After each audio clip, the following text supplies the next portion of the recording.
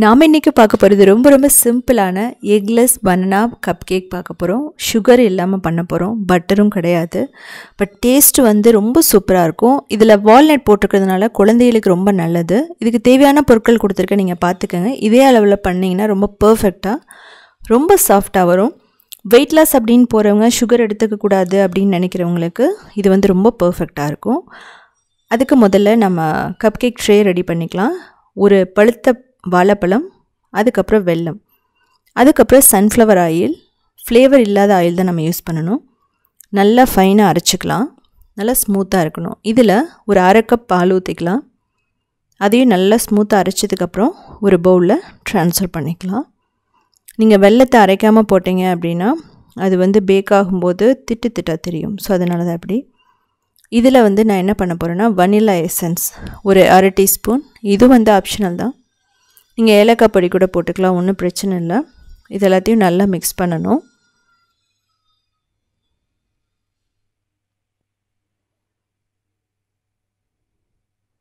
இதுக்கப்புறமா cinnamon powder, nutmeg powder கூட போட்டுக்கலாம்.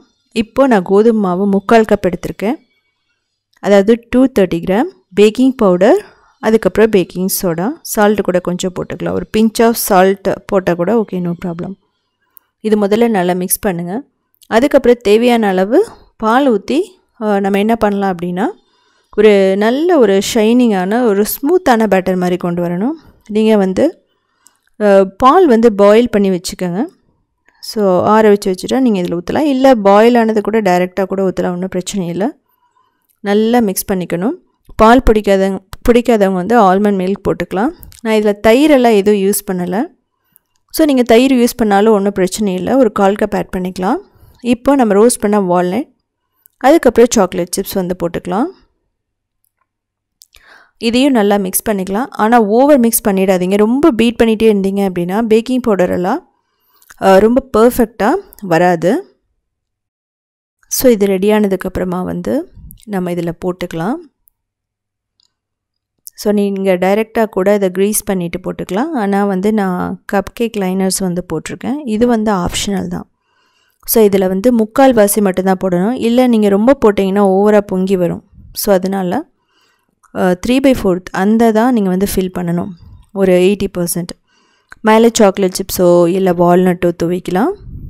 ஸோ நல்லா ஒரு 2 தடவை டேப் பண்ணிக்கலாம். ரிமைனிங் மாவுக்கு ஒரு சின்ன பவுல் எடுத்துக்கலாம், இல்லை டிஃபன் பாக்ஸ் கூட எடுத்துக்கலாம் நம்ம.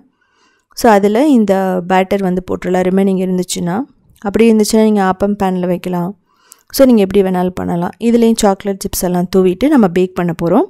ஸோ அது பார்த்தீங்கன்னா எவ்வளோ நேரம் அப்படின்னா ஒரு 45 மினிட்ஸ் 180 டிகிரியில். அதுக்கு முன்னாடி ப்ரீ ஹீட் பண்ணணும் 250 டிகிரியில். நீங்கள் ஒரு 10 மினிட்ஸ் ப்ரீ ஹீட் பண்ணதுக்கப்புறம் தான் பேக் பண்ணணும்.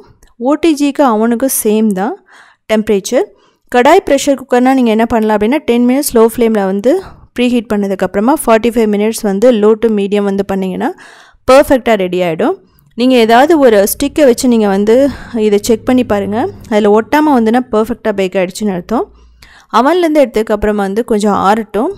ஆற விட்டதுக்கப்புறம் நம்ம ஒரு கண்டெய்னரில் போட்டுக்கலாம். ஸோ நம்ம ஃப்ரிட்ஜில் வச்சுட்டும் சாப்பிட்லாம், இல்லைன்னா ரூம் டெம்பரேச்சரில் ஒரு 3 நாளைக்கு இது கெட்டு போகாமல் இருக்கும். ஏன்னா எக்கு போடாதனால.